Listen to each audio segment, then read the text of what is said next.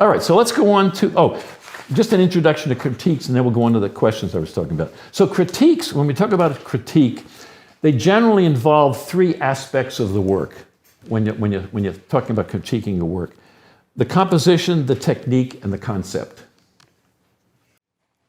So the composition is what we were just talking about, the elements of the design and the principles of design, as well as the functional aspects of the design. If it's something to be functioned, how are the parts assembled? How are they put together? What does it look like? That's what we were just talking about. So that's the composition aspect of it. The technique is literally that, is the technical proficiency. How was it made? Is it refined or is it sloppy?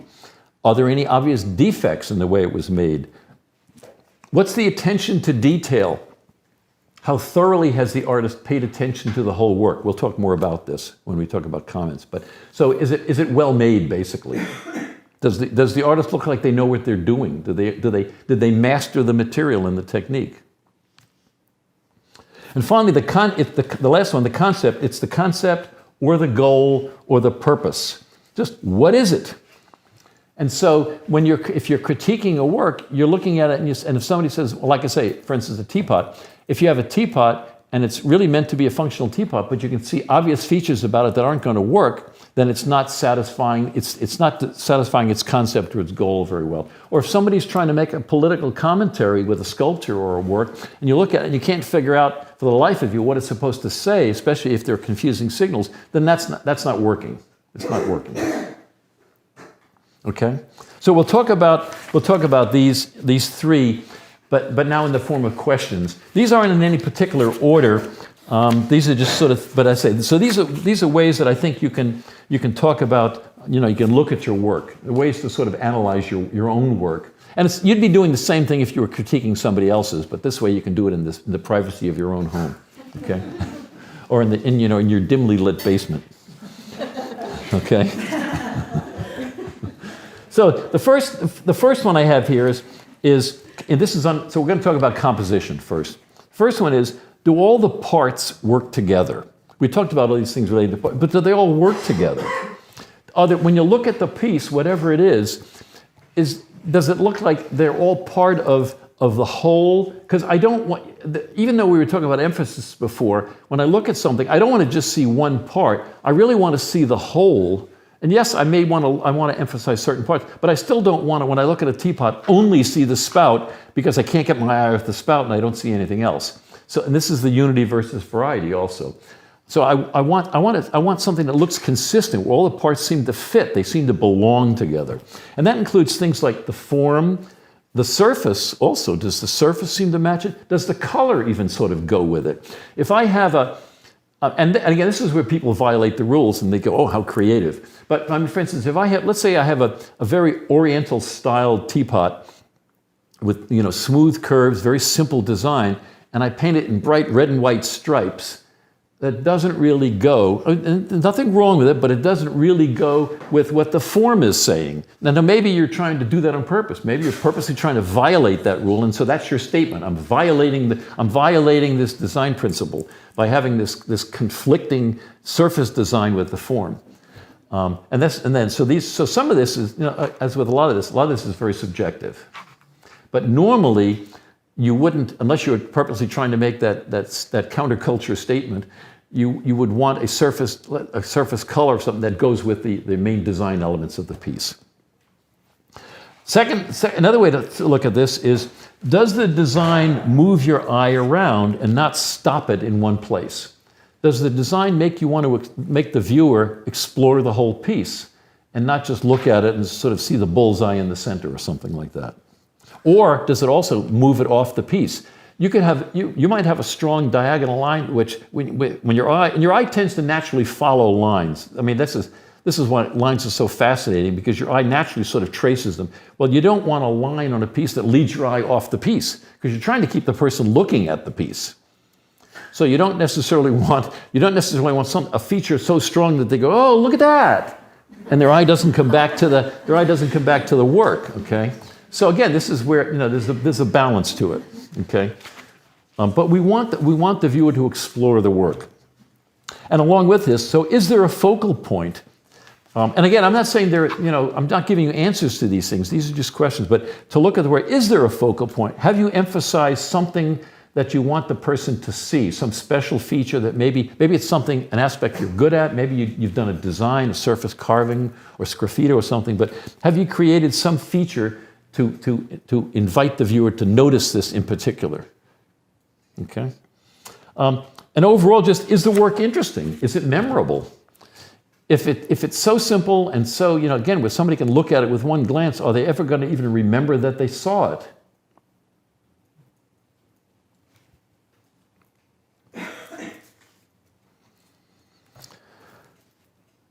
Okay, and then the next thing is these are obvious questions, but I think this is a way to if you put them in a form of questions, it forces you to think about it. So, what's the nature of the symmetry? Maybe you're not thinking symmetry, but when you look at it, maybe when you stand back and you might go, that's really very symmetric, and then you can say, well, am I satisfied with that? Is that what I'm trying to say? Because I've ended up with something which is really very symmetric. And that has certain, as we talked about, it has certain connotations. It implies stability. It's not very active. There's nothing wrong with that, but is that what you wanted? And is it consistent with all the other features of the piece? Or is it asymmetric? Okay? So just ask the question and then think about, from that point of view, is it symmetric? Do I care? Okay? Or next thing is, are there whole divisions or even divisions, or have I avoided any even divisions? So do I have lines that cut it evenly in half, or things like that? And again, part of making it interesting.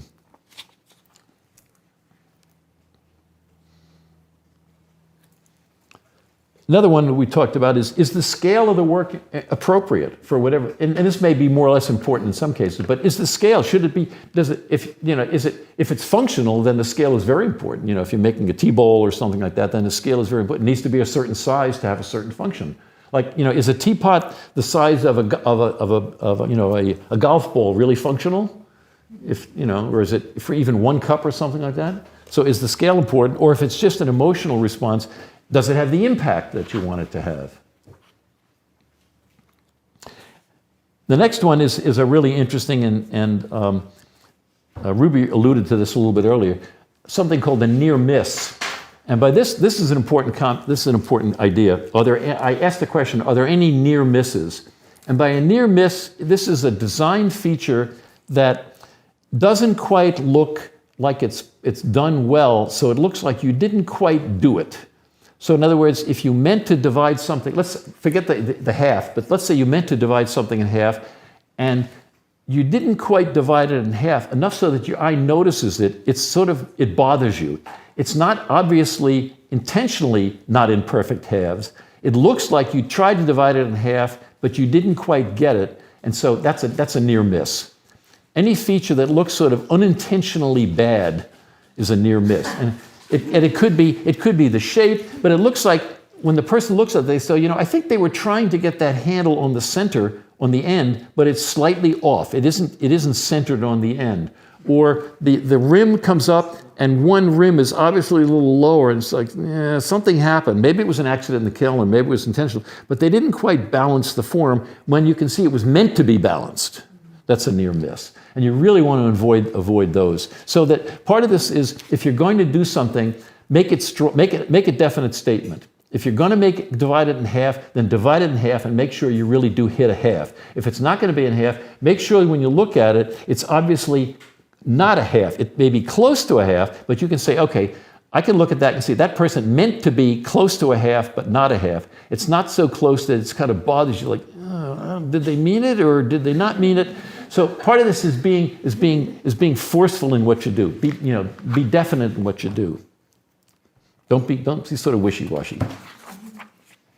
Okay, and along with that, it's kind of continuation. When you look at a piece, are there any weak or unintentional features?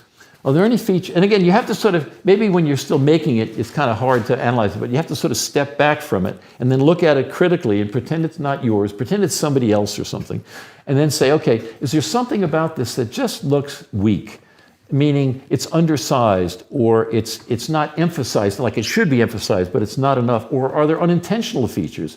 Are there things, for instance, when let's say you're firing something with feet and the feet bend a little bit in the firing, so it slumps a little bit, and so now the whole piece is not sitting square; it has slumped a little bit because the feet bent. And when you look at the piece, you can tell that was not intentional. This was not intended to sit slightly tilted. It happened, regardless of whether you did it or it happened in the kiln, and you can see that, no, that's not right. That's an unintentional feature. It's a weak feature, because it looks like you've got an otherwise very symmetrical form and it's sitting slightly crooked. Okay? Another question to ask yourself, and this is all about composition, is what does the form suggest? Not what you wanted it to do, but when you look at it, what does it actually suggest to do? And this is where sometimes it does help to ask somebody else, how do you react to this, if that's an important thing? So is it active or passive? When you look at it, does it suggest energy and movement or not?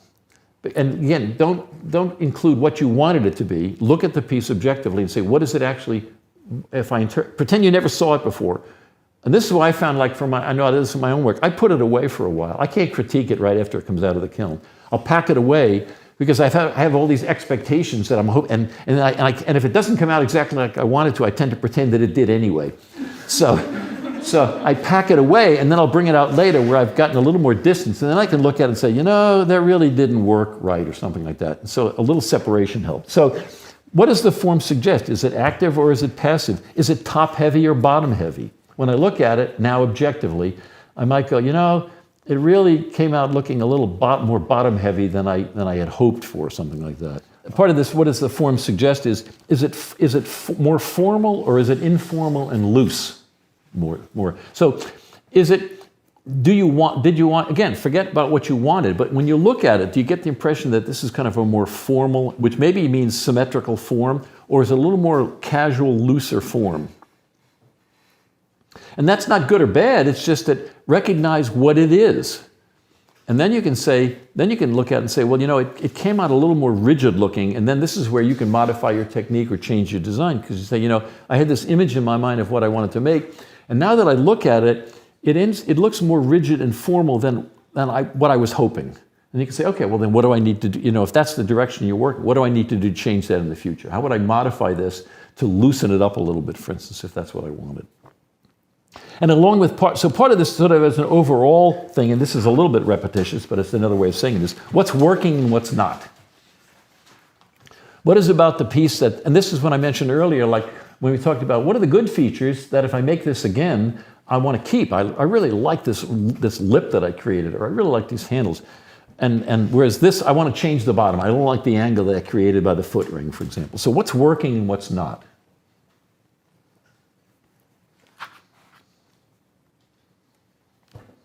And so along with that, you have the question of, well, what are alternatives for each design feature? What could I do differently? If, let's say, I don't like the way the feet came out on something, so then to really think about it hard and say, okay, well, how else could I have done the feet? If everything else is the same, what alternative designs could I have done for the feet? And so this is where it takes a little thought and a little experimentation, a little imagination to say, okay, I'm gonna sort of play. Maybe I'll take some clay and I'll make some little maquettes, little models of pieces, or make some sketches. But what could I have done differently? This is where you're sort of breaking new ground. You're not just looking at, you've gone past just analyzing. You're saying, okay, I've recognized the feature I want to change. Now, how do I do it? What could I have done differently? Along with this, what's working, what's not, which is different for three-dimensional versus two-dimensional. Three-dimensional pieces have to work from all sides, meaning they have to look good from every direction. Two-dimensional art is great. You look at it, and it only has to look good in 2 dimensions. A good three-dimensional piece has to look good from every possible direction. The top, the bottom, the left, the right, every possible view. So this is really complicating it, because with a teapot, it's not just looking at the profile. I want it to look good when I look at it with the handle facing me, or I want it to look good with the spout facing me, or I want to turn it over and look at the foot ring, and I want to look down at the foot ring, and I want to see how the foot ring is placed relative to the other pieces. So it has to work in every direction.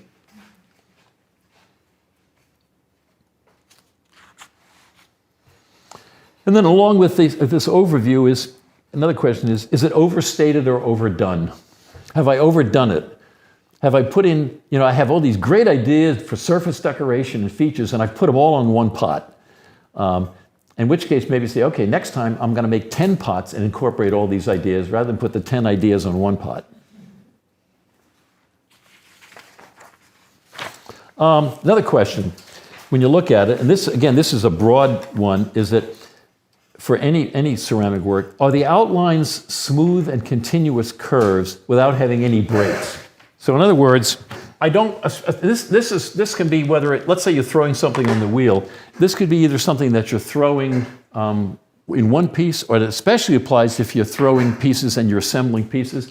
So you wouldn't want to make a large form, let's say like this, where because you've assembled it in pieces, you can see that there's a break in the curve there where there was a joint.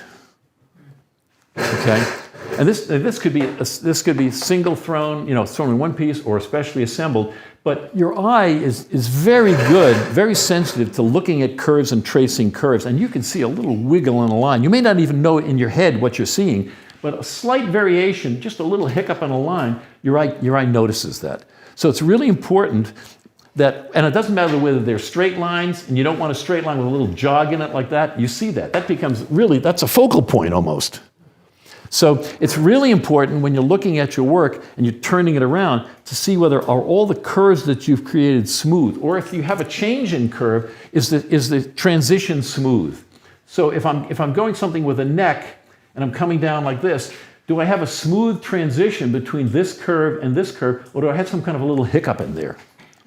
Because again, your eye, when you look at it, your eye is going to be tracing these lines, and you don't want something to stop your eye. And your eye will stop. Your eye will see this little irregularity, and it'll sort of hang up on it. And you want the eye to sort of smoothly flow around and follow all the lines on the piece. So are the curves smooth and continuous without any breaks or little jogs in them? Is it really important? So it's important to sort of stand back and just look at the outline, maybe turn the piece, let's say it's a wheel-thrown piece, and just turn the piece and look at the outline and see whether the curves all the way from the lip down the outside of the body, right down into the foot ring to the base, are they smooth and continuous curves, or are there little hiccups? And I touched on this earlier, but another point is, are all the shapes, this is related to the near misses, are all the shapes and the marks confident? In other words, if you're going to do a surface deck, if you're going to do some kind of a stamp or some kind of a mark, make it. And this is where practice comes in. And this is frankly one of the things that you notice with a lot of sort of professional or very advanced work. You look at it and you can tell the person knew what they were doing.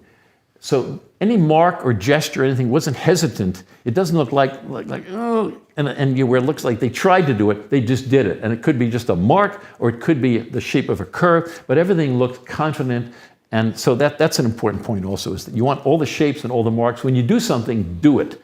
Either do it or don't do it, but don't sort of half do it. Because that's easy to spot. You look at it and you go, oh, it didn't quite do it. And this is one of the things you really notice on very professional and very advanced work, is that everything looks confident. It looks like they know what they're doing. You may not like it, that's a different question. You may not, or it may not suit your taste, but it's confidently done. And the last point I have along this is kind of looking at it overall, is, does the work look well thought out? Does it look highly developed? And which is part of the same thing. So in other words, when you look at it, when you look at the work, does it look like some thought went into it? And this is another feature of, if you want to call it professional or very advanced work, is that people have thought about it and planned it, and maybe they've done multiple versions of the same piece, or they have an idea, let's say, for a handle, and they didn't just put the first handle on the piece that they thought of. They might have done 25 handles and explored handles to see which one worked with that particular form the best. So that when you look at it, they've really settled on one that really suits all the criteria, that all these other things we talked about, it's the right size, it's the right shape, the curves match. So they've put a lot of thought into it. And you can look at a piece and you can see that, yes, somebody has put some thought into this piece, and everything sort of works. And so that's part of also just overall. Does the work look well thought out? Does it look like people have put some planning and thought into it? Okay, so now we'll talk a little bit about technical proficiency. So this is so overall, what's the quality, when you look at the work, what's the quality of the craftsmanship? Are there defects? Did the artist pay attention, meaning you, pay attention to detail? What's the finishing like? Is it well finished? And along with that, an important part of it is, this is, to me, I think is really important, is do all the aspects of the work reflect the same level of attention? So don't make a beautiful, thrown piece and then skimp on trimming the foot ring or trimming the base. And you can tell, you look at it and say, oh, it's a really nicely made piece, but they rush through the foot ring. So to me, almost, it's more important to have consistent level of attention to the work, even if it's not the greatest, most refined. At least it's consistent. This goes back to uniformity, because again, if I look at something where part of the work is finished to a certain level and another part isn't, I immediately, that's part of the uniformity. It doesn't hang together. And I also think, well, why didn't they, if they did that, if they put all that attention here, why didn't they put all that attention here? So in addition to the quality of the craftsmanship, it's also important to have it uniform. You want to pay the same amount of attention to everything you do on the piece. If you're going to do it quickly, then do it quickly overall. But at least make it so that you don't see parts that look like they were neglected.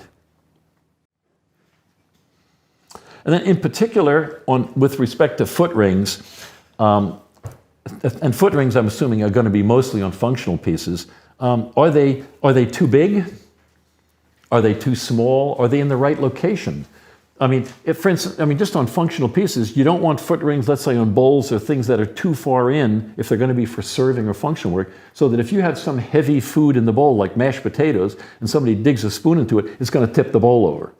So the foot rings need to be located with the function in mind. They can't be too big, they can't be too small. You don't want an enormous, just size foot ring, because then it looks, in addition to the function, it looks oversized. We're talking about like focal points. It becomes a focal point, and unless you've got some fantastic design or some reason to call the attention to the foot ring, it needs to be there, but you don't want it to necessarily stand out above everything else. So it needs to, the shape, the diameter needs to be right, the height, the size needs to be right, and the location is right. And on most containers, the foot ring actually also, in addition to visually, it elevates one of the purposes of foot ring is to elevate the piece and make it not look so grounded. So if I have a flat bottom bowl or flat bottom plate, it tends to look earthbound. And so one of the purposes of a foot ring is to elevate it, put it on this little mini pedestal, and it makes the whole piece look lighter. It raises it up off the bottom. Rather, if it's just sitting on a flat bottom, it tends to look heavier, it tends to look more grounded. But in addition, there's a structural aspect to a foot ring in terms of the firing. So if I have a bowl like this, and you know how when you fire clay, during the firing, the clay actually gets soft, right? During the firing, and it can sag. So one of the purposes is I have to support the weight on a bowl front. I have to support the weight of the rim. Well, if I put the foot ring in too far, the weight of the ring, is not supported, and this can slump, and I end up with a bowl that does sort of that. The walls slump down. If I put it too far out, then the bowl looks too heavy, and I'm not supporting the bottom. Then the bottom can drop. So as a general rule, what I want is, and this can be violated, but in general, I want the foot ring under where the wall meets the base.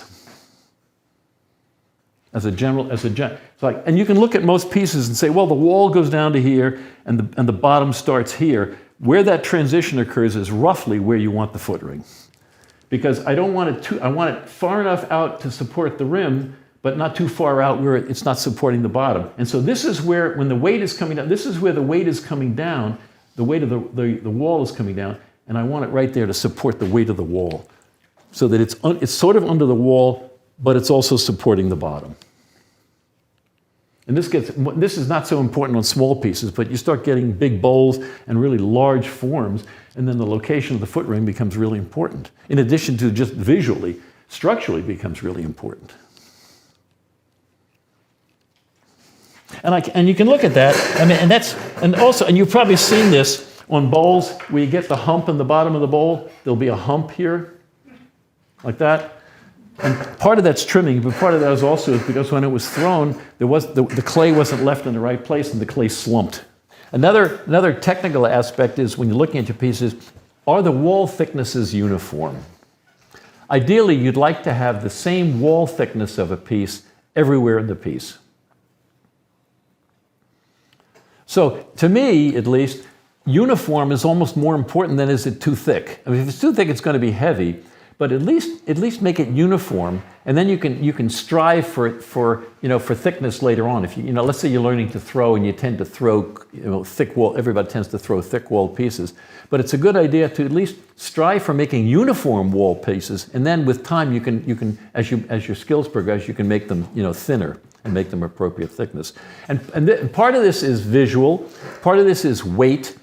So that, for instance, if I pick up a bowl and the wall thickness is a lot heavier on the bottom, thicker on the bottom, the bowl's going to feel bottom heavy. And again, for functional pottery, we're not just looking at it. You're not just looking at the design of the pattern. You're handling it. So you don't want to. Part of having a uniform wall thickness is the physical balance of the piece. You don't want to pick it up and go, wow, that bowl is really heavy on the bottom, or that pitcher or that teapot is heavy on the bottom even before I put any tea in it. Okay, so that's part of it. But the other part of it is the processing. Is you want to have uniform wall thickness for drying and firing, because parts that depending on how the parts are drying and depending on, as you know, the parts are firing. I want the part to dry uniformly so that it shrinks uniformly, and I want it to fire uniformly so that it shrinks uniformly. So just the practical aspects, I want to have uniform wall thickness in terms of drying and firing. Another thing to look at is, from technical proficiency, is you don't want to leave any sharp edges.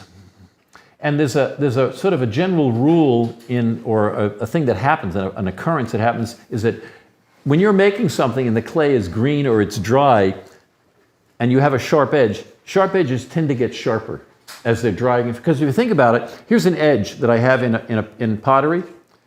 Well, if this is an edge, when the clay shrinks, it's going to shrink like this.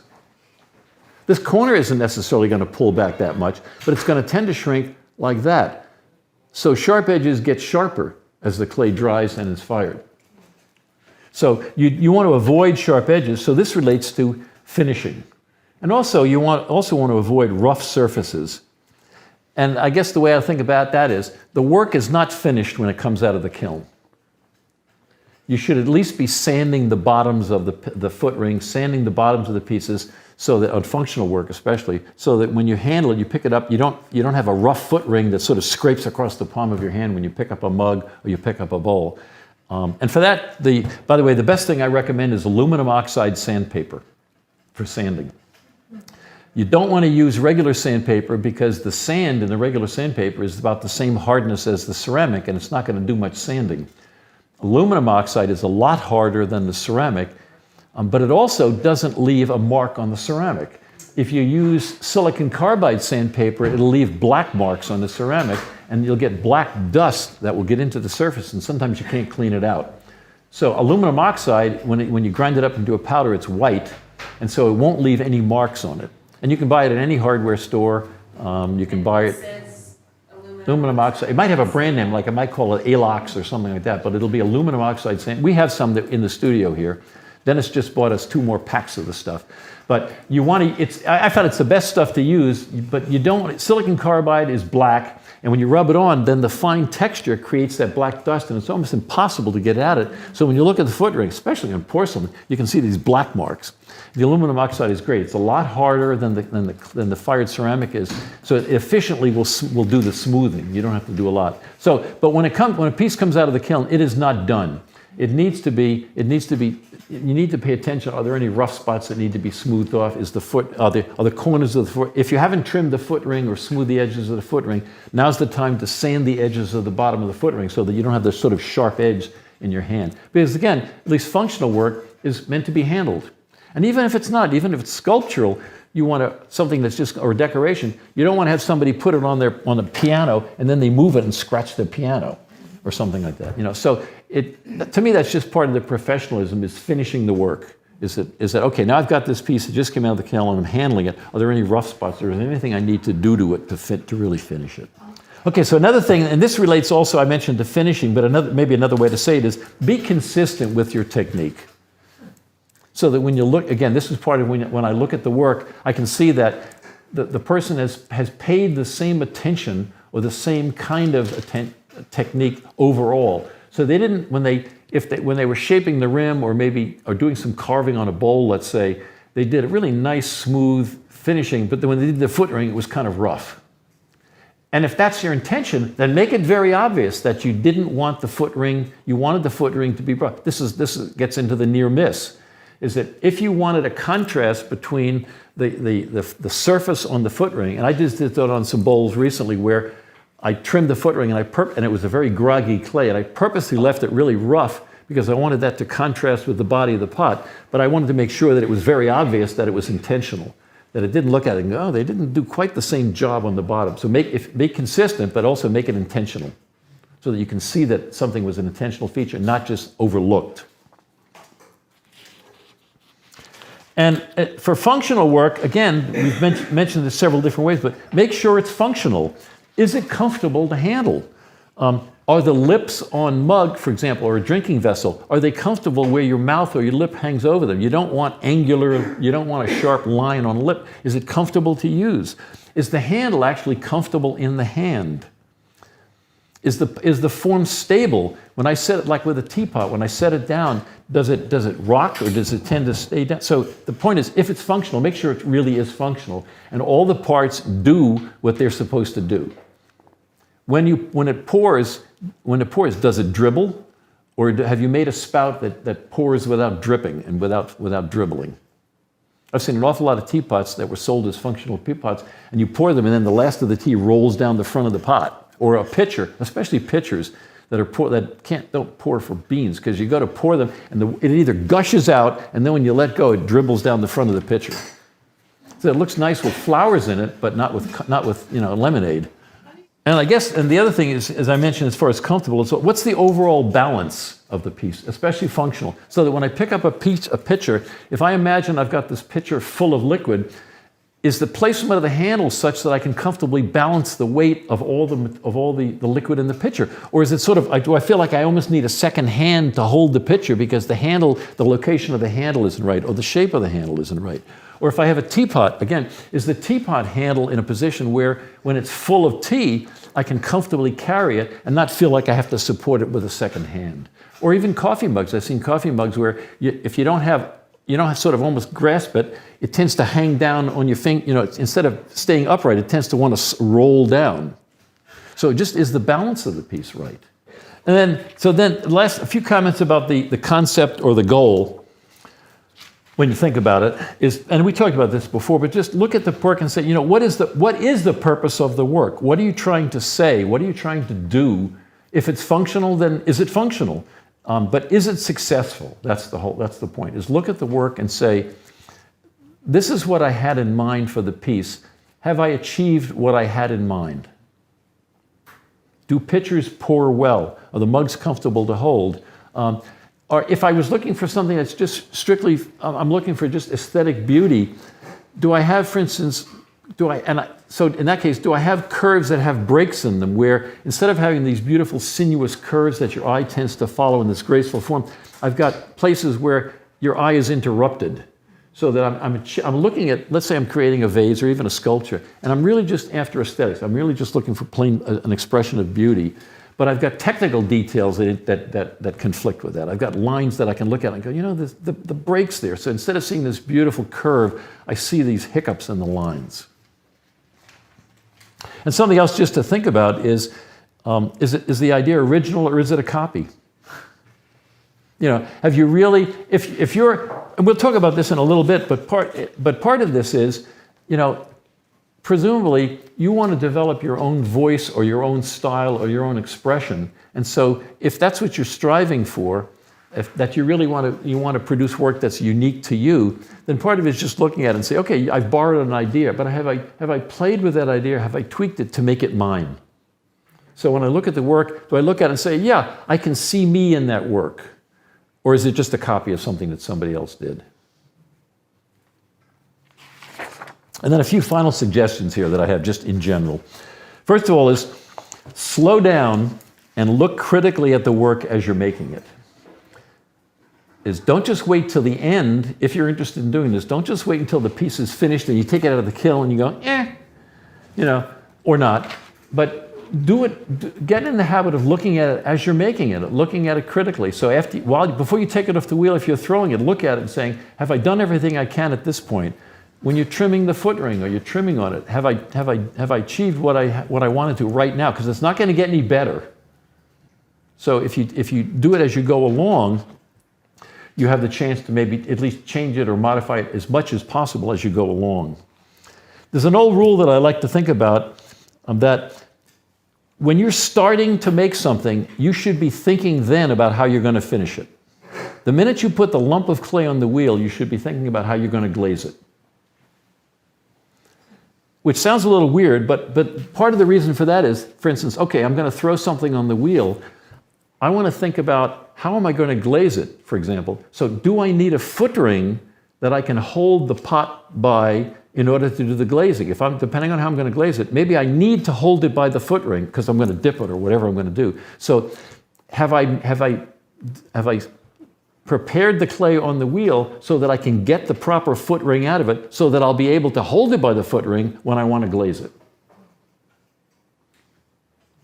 And again, we were talking about consistency. If you're making a certain style of a piece, again, just referring to on the wheel, but it could be hand building either way, the minute I start building it, it might suggest a certain mood or a certain, again, what's your purpose for the piece? What am I trying to suggest? So there might be, if I have in mind, let's say I'm making a certain form and I want it to be green, in your mind, does that color suit this form? And are those two consistent with what you were trying to say? So I really try, when I'm making a piece, I really try to think, the minute I pick up the clay while I'm wedging, I'm thinking about, okay, this is the general picture of what I have in mind that I'd like to make. How am I going to finish it? What colors? Am I going to stain it? Am I going to glaze it?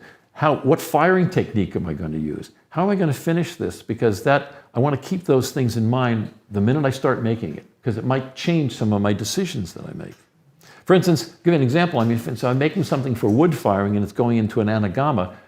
I know right away I'm going to have to make thicker walls, probably. Because if it's going to go to cone 14, let's say I'm making bowls or a vase or something, I know I've got to make my walls thicker probably to survive the cone 14 or whatever. So right away I have to think about how am I going to be firing this piece? So do I need to make design changes in order to accommodate it? There's another idea that people sometimes refer to, and they say, read your bisque. And by that means, when you've bisque fired the piece, you still have options in terms of design and decoration. And it's possible, you might look at the bisque and realize that there's a weak feature. And you can compensate for it by the glazing.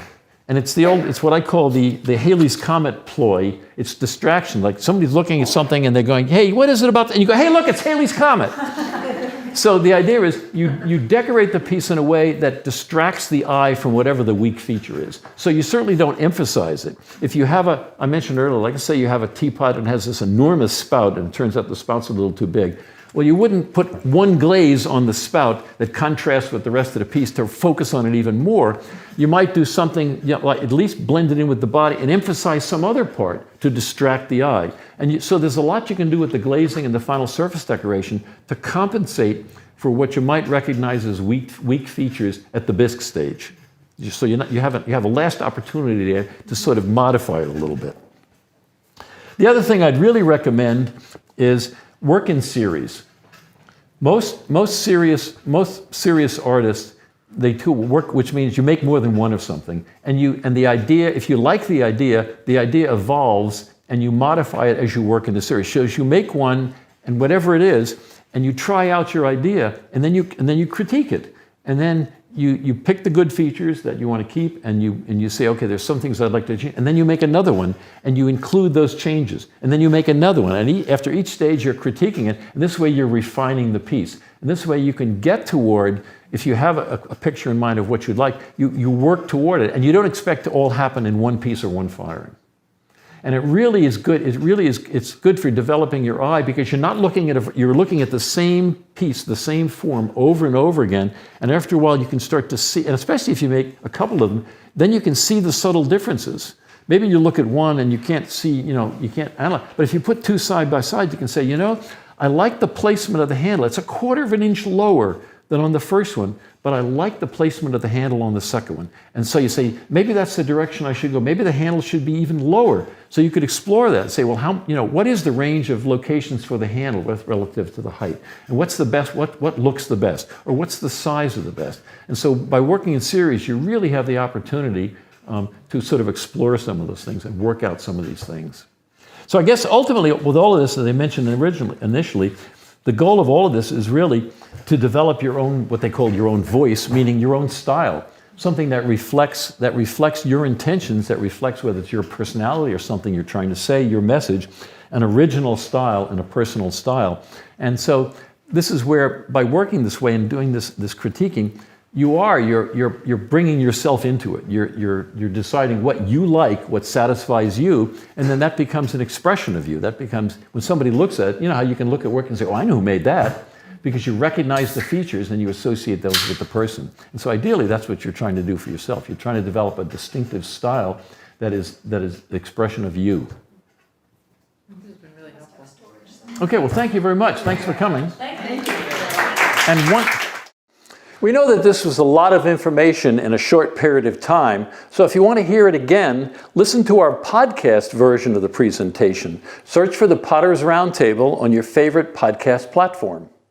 Well, we really want to thank our patrons for supporting our educational efforts, and if you'd like to help us, consider becoming a patron. Go to patreon.com and look for the Potter's Roundtable.